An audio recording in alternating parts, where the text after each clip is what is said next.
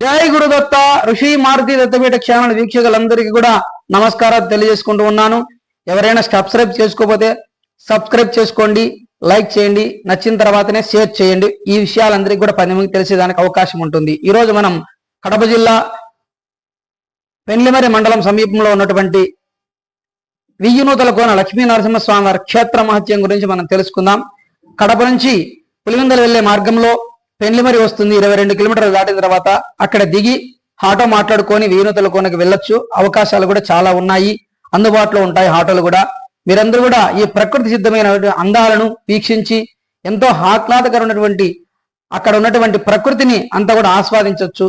చుట్టూ కోనేరులు, జలపాతాలు, ఎన్నో ప్రకృతి సిద్ధమైనటువంటి వాతావరణాలు, మంచి మంచి వనమూలికలు కలిగినటువంటి వృక్షములన్నీ కూడా అక్కడ మనకు సందర్శనమిస్తాయి. అలాంటి కోనేరులు కూడా ఎక్కడా కూడా ఉండవు, ఎప్పుడూ నిరంతరం నీరు పారుతూనే ఉంటుంది.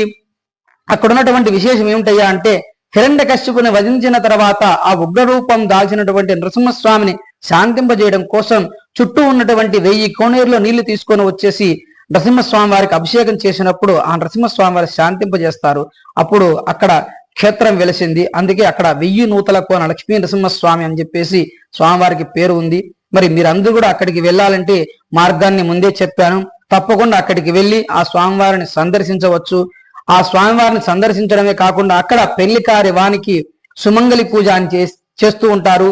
మరి అలాగే ఏదైనా కోరికలు నిలవేరాలంటే అక్కడ చుట్టూ 41 ప్రదక్షిణలు చేసి స్వామివారి కొబ్బరికాయ సంకల్ప సిద్ధ లక్ష్మీ నరసింహ స్వామి వారు అక్కడ మనం ఏదైతే సంకల్పాన్ని అనుకొని కొబ్బరికాయ చుట్టూ 41 ప్రదక్షిణలు చేసి స్వామివారికి ధ్వజస్తంభం దగ్గర కొట్టి స్వామివారి దగ్గర మనం నమస్కారం చేసుకున్నట్టయితే 41 రోజు లోపల అక్కడ కోరిక నెరవేరుతుందని చెప్పేసి చాలా ప్రసిద్ధిగాంచినటువంటి క్షేత్రం.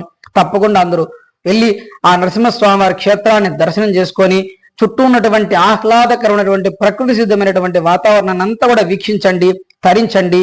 జై లక్ష్మీ నరసింహ, నమో నరసింహ, నమో నరసింహ, నమో నమః.